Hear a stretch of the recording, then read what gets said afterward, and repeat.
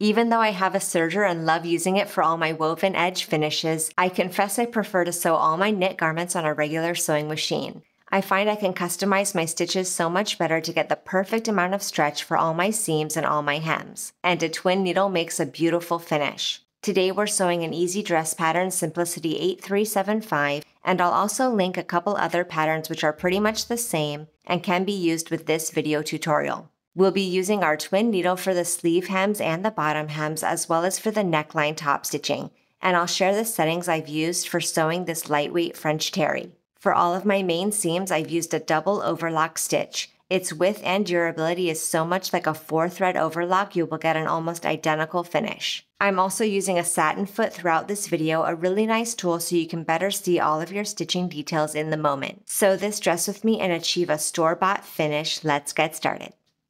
Place the front and back pieces right sides together. Pin the shoulders and side seams. Sew both side seams and both shoulder seams with a 5/8 inch seam allowance using your preferred stretch stitch. When I choose my stretch stitch, I'm selecting a ladder stitch here. My machine automatically moves my needle to accommodate the width of the zigzag. It is moved 1/8 of an inch to the left. So to achieve my 5/8 of an inch seam allowance, I'll align my fabric with a 1/2 inch marking on my throat plate.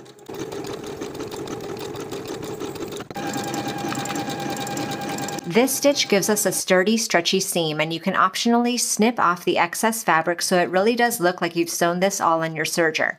Clean and polished. Pre-press the hem allowance for the bottom of the sleeve to the wrong side by 1 1/4 inches. Open out that hem and fold your sleeve in half, right sides together, aligning the underarm. Pin in place and sew with a 5/8 inch seam allowance and your preferred stretch stitch.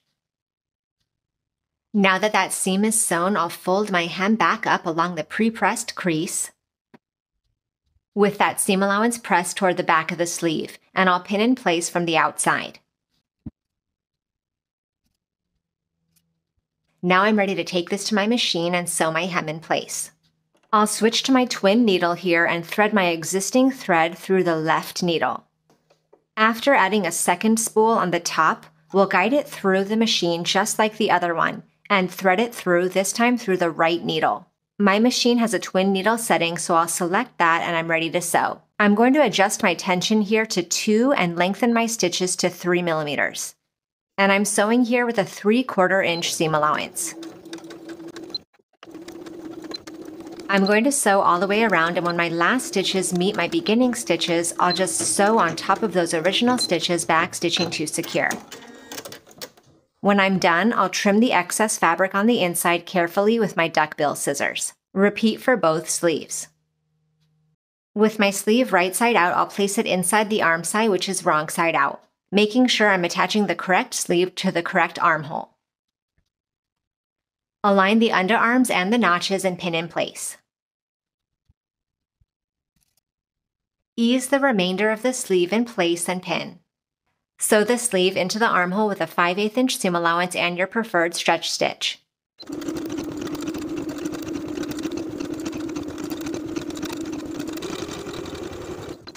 Once you're finished sewing, once again, you can trim that excess fabric. Repeat to attach your opposite sleeve. We're going to sew the hem for the bottom of the dress in the exact same way as we did for the sleeves. First, pressing that hem allowance to the wrong side by 1 1/4 inches, and I've pinned the hem in place all the way around from the outside, making sure on both sides that those seams are pressed toward the back of the garment.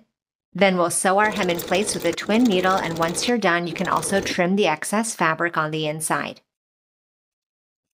For my collar piece, I'm going to pre-press it in half the long way, wrong sides together. Then I'll open this up and fold it in half, right sides together, aligning the short edges. Pin and sew with a 5/8 inch seam allowance.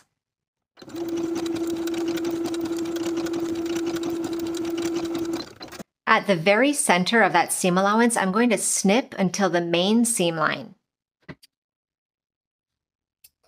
This will allow me to stagger those seam allowances, pressing them to one side and the other. Then folding our collar piece along the original pressed seam, wrong sides together. Now, starting at the back of the garment, I'll place the seam of my collar at the center and pin in place. also pinning at the notches. Then I'll match the rest of the notches to completely pin the collar in place. Stretching the neckband piece only, I've eased it in place to fit along the neckline. Now I'll sew with a 3/8 inch seam allowance all the way around.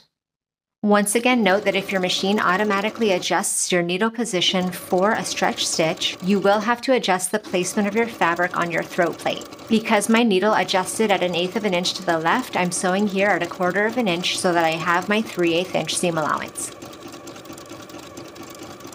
I've gone ahead and pressed the seam of the neckline down toward the main dress. Now I'm going to switch my machine back to the twin needle and stitch right underneath the main seam.